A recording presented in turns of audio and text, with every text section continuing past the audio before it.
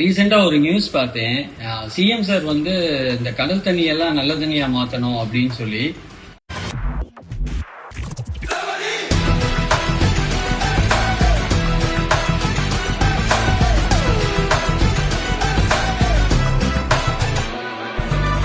ரொம்ப சிறப்பான ப்ராஜெக்ட் தான்.